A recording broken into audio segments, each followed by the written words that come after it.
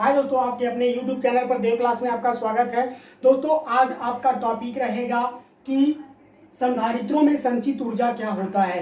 दोस्तों, इससे पहले हम आपको समांतर क्रम संधारित्र, श्रेणी क्रम संधारित्र के बारे में बता चुके हैं। दोस्तों, आज का आपका टॉपिक रहेगा संधारित्रों में कैसे ऊर्जा को संचित किया जाता है या कैसे संचित हो जाती है ऊर्जा। ठीक है दोस्तों, तो यहाँ पर हम बात करेंगे दोस्तों दो समांतर प्लेट संधारित्र के बारे में। ठीक है, यहाँ पर इस पर कोई आवेश नहीं है। ठीक है दोस्तों, ये संधारित्र एक प्रकार का है और इस पर कोई आवेश नहीं है। इस टाइम में इस पर आवेश क्या है? शून्य है। ठीक है दोस्तों, आवेश क्या है? शून्य है। जब इसे हम क्या करते हैं दोस्तों, जब इसे यहाँ पर संधारित्र जो है बिल्कुल शून्य अवस्था में है। ठीक है, यहाँ पर कोई आवेश नहीं है। दोस्तों, जब इसे आवेश दिया जाता है तब जब इसे हम प्लस आवेश देते हैं तो दोस्तों इसके दूसरे प्लेट पर भी माइनस आवेश क्या हो जाता है? प्रेरण के द्वारा संचित हो जाता है। ठीक है दोस्तों, क्या हो जाता है? प्रेरण के द्वारा दूसरे प्लेट पर भी ऊर्जा संचित हो जाती है। ठीक है दोस्तों, अगर हम बात इसके बारे में बात कर लेते हैं तो आइए नोट कर लीजिए पहले इसको। जब दो संधारित्रों को नोट कर लीजिए, जब दो संधारित्रों को आवेशित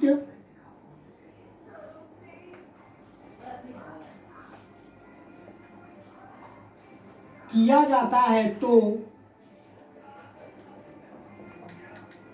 आवेशित करने में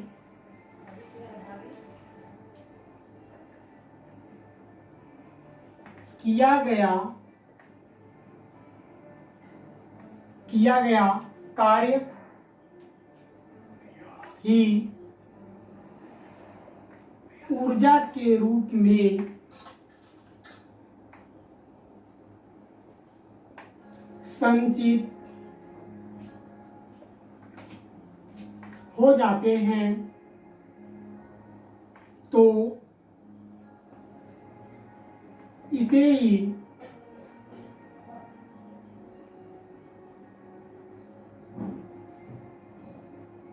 संधारित्रों में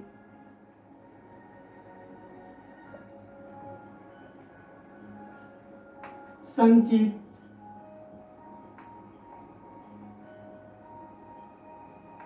ऊर्जा कहते हैं। ठीक है दोस्तों, क्या कहते हैं? संधारित्रों में संचित ऊर्जा कहते हैं। दोस्तों, आपके दिमाग में क्वेश्चन आ रहा होगा कि सर ये बताइए कि आखिर यह इलेक्ट्रॉन आते कहां से हैं। दोस्तों, आपके दिमाग में आ रहा होगा यह बात कि सर ये बताइए कि संधारित्र के ऊपर इलेक्ट्रॉन आखिर आते कहां से हैं। तो दोस्तों, इससे पहले हम बता चुके हैं इलेक्ट्रॉन आपको दिखाई नहीं देते हैं। इलेक्ट्रॉन आपको मुक्त रूप से दिखाई नहीं देते हैं दोस्तों। ठीक है, इसके लिए हमें किसी न किसी माध्यम की आवश्यकता होती है और उस माध्यम की आवश्यकता में या तो दोस्तों हम बैटरी का उपयोग करते हैं या फिर दूसरा हम विद्युत धारा का उपयोग करते हैं।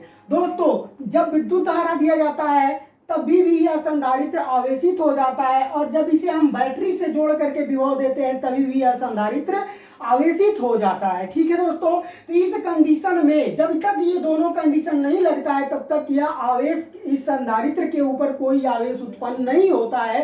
अर्थात उस कंडीशन में आपका जो संधारित्र होता है वो कैसा होता है? शून्य संधारित्र होता है। ठीक है दोस्तों, तो जब इसे हम क्या करते हैं दोस्तों, अब आइए हम टॉपिक पर चलते हैं, मेन टॉपिक पर अब हम चलते हैं। दोस्तों, ये तो आपको इंट्रो अभी तक हम बता रहे थे। ठीक है, मेन टॉपिक अब चालू होगा आपका। ठीक है, तो इसको आप नोट कर लीजिए दोस्तों, उसके बाद आप।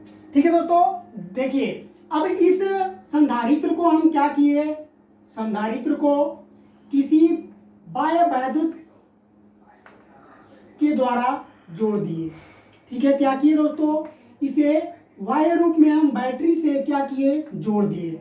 जब इसे हम बाह्य रूप में जोड़ दिए दोस्तों तो इधर से धनावेशित इसके ऊपर इलेक्ट्रॉन गए और इधर से ऋण आवेशित, जितने धनावेशित होते हैं उतने ही ऋण आवेशित होते हैं दोस्तों। ठीक है, जितने धन आवेशित होते हैं उतने ही ऋण आवेशित होते हैं। आई बात समझ में। अब देखिए यहाँ पर जब समांतर प्लेट संधारित्र को हम क्या किए, किसी बैटरी के सहायता से जोड़ दिए तो इलेक्ट्रॉन इलेक्ट्रॉन वाले प्लेट की तरफ चले गए और धनायन धनायन प्लेट पर जाकर के उपस्थित हो गए।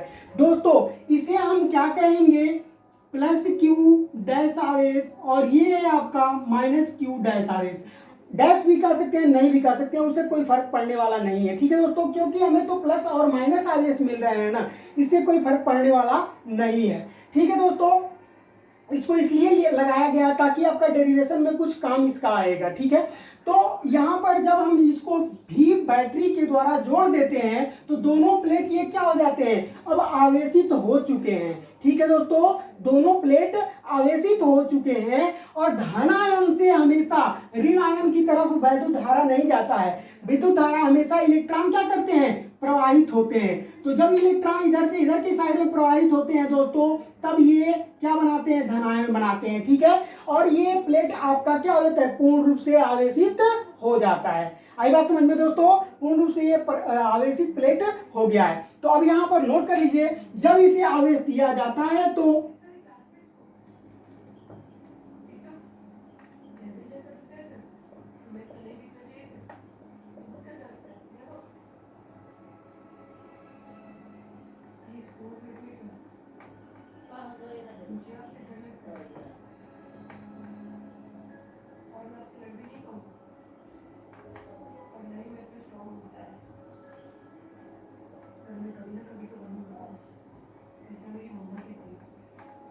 इसे एक बैटरी से जोड़ दिया जाता है। दोस्तों जब इसे आवेश हम देते हैं तो आवेश किस रूप में दिया जाता है, एक बैटरी से इसे जोड़ करके आवेश दिया जाता है। ठीक है, जब इसको हम आवेश देते हैं दोस्तों तो इसमें अल्प मात्रा में क्या होता है, डी क्यू आवेश उत्पन्न होता है। ठीक है दोस्तों, इधर से इलेक्ट्रॉन क्या होते हैं, धनायन के तरफ जो भागते हैं। ठीक है दोस्तों, अब यहाँ पर ये कंडीशन यदि हम लोग नोट करिए,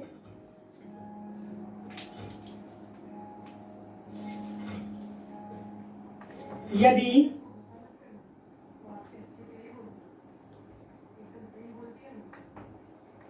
प्लेटों का संधारित्र C तथा विभवांतर भी है, देन तब ये हो जाएगा दोस्तों Q बराबर C इंटू V। दोस्तों जब इस संधारित्र C है और विभव आपका V है, तब आवेश निकालेंगे दोस्तों, तब क्या हो जाएगा, आवेश Q बराबर C इंटू V हो जाएगा।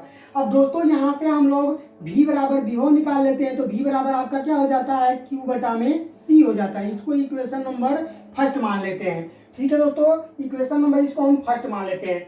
यदि इसे और आवेश दिया जाता है तब किस कंडीशन में दोस्तों, इतना तो आवेश हमारा पहले से इसको बैटरी द्वारा जोड़ दिया जाता है तो मिल जाता है।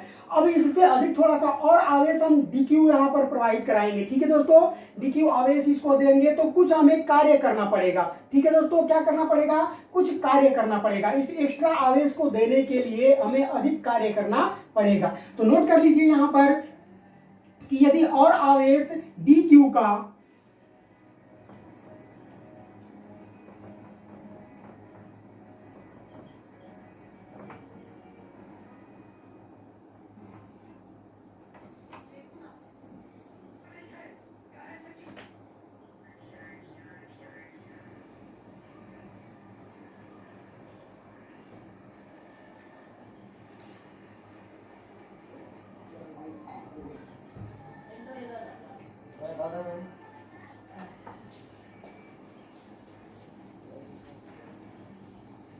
कह रहा है कि यदि और आवेश dq स्थानांतरित करने में किया गया कार्य, यदि दोस्तों इस प्लेट पर से इस प्लेट पर हम आवेश दे रहे हैं या इस प्लेट से इस प्लेट पर हम आवेश और dq अल्प मात्रा में आवेश स्थानांतरित कर रहे हैं, तब उसमें कुछ हम कार्य करेंगे। ठीक है दोस्तों, तो वह कार्य कहां से आएगा दोस्तों, इससे पहले हम लोग पढ़े हैं विभव बराबर क्या होता है, विभव बराबर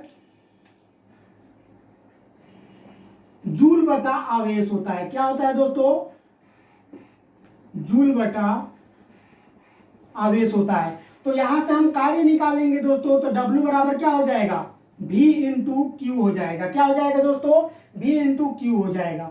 अब यहां से हम कार्य प्राप्त कर चुके हैं। ठीक है दोस्तों, क्या कार्य प्राप्त कर चुके हैं, कार्य यहां से हम प्राप्त कर चुके हैं दोस्तों। अब हम बात करेंगे, अब यहां से हम जब कार्य निकाल चुके हैं दोस्तों, तो यहां पर लिख लीजिए, चूंकि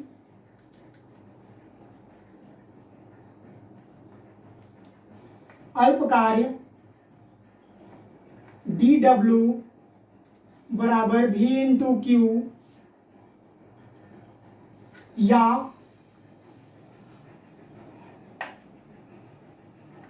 v इंटू क्यू हो जाएगा, या फिर इसको हम क्या कह सकते हैं दोस्तों, विभवांतर गुणे आवेश कह सकते हैं। क्या कह सकते हैं, विभवांतर गुणे आवेश भी इसको कहा जा सकता है। अब दोस्तों यहां पर कहोगे कि सर जी dw कहां से ला दिए आप, तो दोस्तों जब यहां पर हम अल्प आवेश ले जाएंगे इस प्लेट से इस प्लेट के ऊपर, तो यहां पर क्या होगा, हमें अल्प कार्य भी करना पड़ेगा। ठीक है दोस्तों, तो अल्प कार्य हमारा dw है। ठीक है दोस्तों, अल्प कार्य अल्प आवेश को ले जाने में किया गया अल्प कार्य है, तो अल्प कार्य बराबर v इंटू क्या हो जाएगा, क्यू, यानी विभवांतर गुणे आवेश हो गया। ठीक है दोस्तों, अब यहाँ पर विभवांतर गुणे आवेश हो गया, तब इसको हम निकाल लेते हैं, dw बराबर क्या हो जाएगा यहाँ पर दोस्तों, v डैश डी क्यू हो जाएगा। ठीक है, v डैश डी क्यू। अब समीकरण नंबर 1 से, समीकरण नंबर 1 से निकालेंगे दोस्तों, तब ये हो जाएगा dw बराबर पूरा कार्य हमारा क्या हो जाएगा, q आवेश बटा में संधारित्र c इंटू क्या हो जाएगा दोस्तों, dq हो जाएगा। समीकरण नंबर इसको हम 2 मान लेते हैं। ठीक है दोस्तों, देखिए यहाँ पर हम लोग dw बराबर क्या निकाल चुके हैं, v इंटू dq निकाल चुके हैं। अब इसी मान को हम क्या कर देते हैं दोस्तों, v बराबर, यहाँ पर हम लोग v बराबर कितना निकाले हैं, q अपॉन c निकाल चुके हैं। ठीक है, अब यहाँ पर हम लोग क्या करते हैं कि dw बराबर v dq निकाल चुके हैं। ठीक है दोस्तों, dw बराबर vq, तो vq यहाँ पर हमारा निकल चुका है। समीकरण नंबर 1 हम कहाँ माने हैं दोस्तों, तो समीकरण नंबर 1 यहाँ पर है। अब समीकरण नंबर 1 में दोस्तों यहाँ पर क्या है, q बटा में c है। ठीक है, क्या है, q बटा में c है, तो ये हो जाएगा q डैश बटा में c इंटू dq हो जाएगा दोस्तों, इसको q डैश कर लीजिए। ठीक है ना, अब ये हो गया आपका q डैश बटा में c हो गया, dq हो गया। ठीक है, अब हम बात करेंगे दोस्तों यहां से कि चूंकि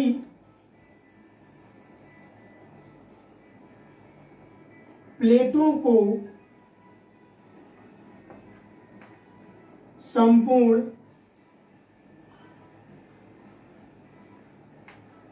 आवेशित करने में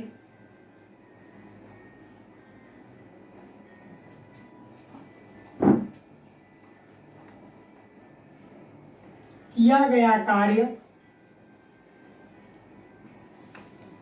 कह रहा है दोस्तों कि प्लेटों को संपूर्ण आवेशित करने में किया गया कार्य। अब इस पूरे प्लेट को जब हम आवेशित कर रहे हैं तो हमें कार्य भी क्या करना पड़ेगा, अधिक करना पड़ेगा। ठीक है दोस्तों, तब ये हो जाएगा, समीकरण नंबर 2 का समाकलन कर दिया जाए। अब दोस्तों यहाँ पर किसको हम समीकरण नंबर 2 माने हैं, तो समीकरण नंबर 2 आपका यहाँ पर है। ठीक है, dw बराबर q dash upon c into dq, समीकरण नंबर ये 2 हो गया। अब समीकरण नंबर 2 का यहाँ पर नोट कर लीजिए दोस्तों,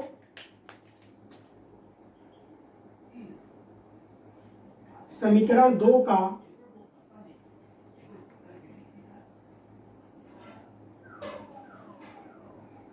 समाकलन करने पर, अब दोस्तों समीकरण नंबर 2 का हम क्या कर देते हैं, समाकलन कर देते हैं। तो समाकलन करेंगे दोस्तों, तो w बराबर क्या हो जाएगा, dw हो जाएगा। ठीक है दोस्तों, अब dw बराबर हम लोग कितना निकाल चुके हैं दोस्तों, dw बराबर हम लोग कितना निकाल चुके हैं, तो dw बराबर निकाल चुके हैं हम लोग कितना, q डैश बटा c इंटू dq।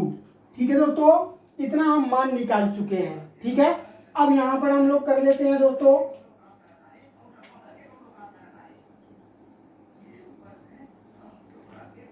अब देखिए इतना हम निकाल चुके हैं। ठीक है, तब ये हो जाएगा आपका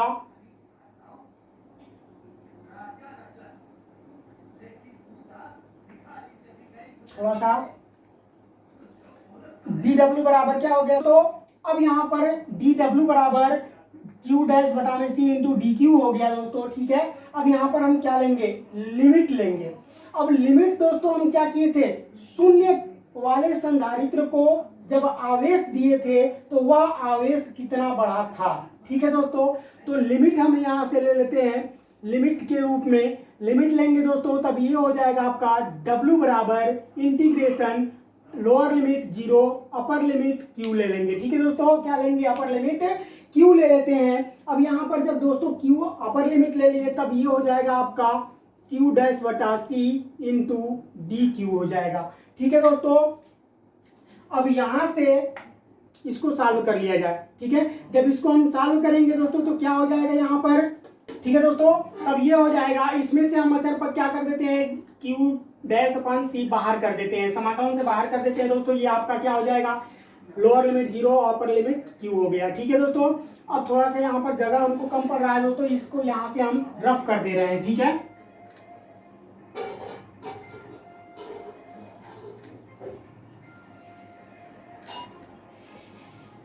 अब देखिए दोस्तों यहाँ पर इसको हम रफ कर दिए।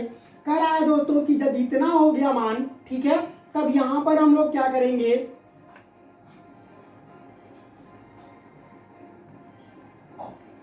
W बराबर 1/C integration upper limit Q lower limit 0 ये Q डैश DQ, तब W बराबर 1/C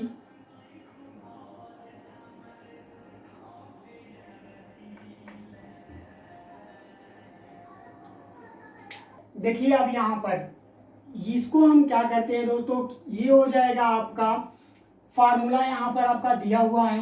ठीक है, फार्मूला क्या होता है, x का power n dx equal to होता है ये x का पावर n प्लस 1 बटा में n प्लस 1 दोस्तों। अब इसी के रूप में इसको भी हम कन्वर्ट कर लेते हैं। ठीक है, जब इसको हम कन्वर्ट करेंगे दोस्तों तो क्या हो जाएगा, q का पावर n प्लस 1 बटा में n प्लस 1 हो जाएगा। ठीक है दोस्तों, अब ये हो जाएगा w बराबर 1/C, W बराबर 1/C हो गया दोस्तों। तो ये क्या हो जाएगा, Q के ऊपर प्लस 1 है तो प्लस 1 बटा में ये हो जाएगा 1 प्लस 1, अर्थात इसको हम क्या लिख सकते हैं, W बराबर 1/C is equal to Q square बटा में 2। यहाँ पर आपका एक फार्मूला बन गया। ठीक है दोस्तों, एक फार्मूला आपका यहाँ पर बन गया। अब दोस्तों हम बात करेंगे, यहाँ पर एक फार्मूला तो आपका बन गया दोस्तों। ठीक है, अब हम बात करेंगे, ठीक है दोस्तों, यहाँ पर आपका एक फार्मूला बन गया। ठीक है, अब थोड़ा सा इसको हमें रफ करना पड़ेगा दोस्तों। ठीक है, देखिए आप सॉल्व करिएगा तो यहाँ से इसको सॉल्व करिएगा, फिर यहाँ तक सॉल्व करिएगा, उसके बाद इसको सॉल्व करिएगा आप यहाँ तक, उसके बाद इधर चले आइएगा, फिर इसको सॉल्व करिएगा, उसके बाद आप यहाँ से इसको सॉल्व करिएगा, और इसी का हम फार्मूला इधर के साइड में लिखे हैं, इसको नहीं भी लिखेंगे आप, कोई बात नहीं है, बस आप इतना फार्मूला नोट कर लीजिएगा। ठीक है, क्यू का पावर n प्लस 1 बटा में n प्लस 1 ये फार्मूला है आपका। ठीक है, समाकलन का। अब दोस्तों यहाँ पर इतना आपका एक फार्मूला निकल गया है। ठीक है, इसको हम रफ कर दे रहे हैं, उसके बाद अब अगला आपको फार्मूला हम बता रहे हैं दोस्तों।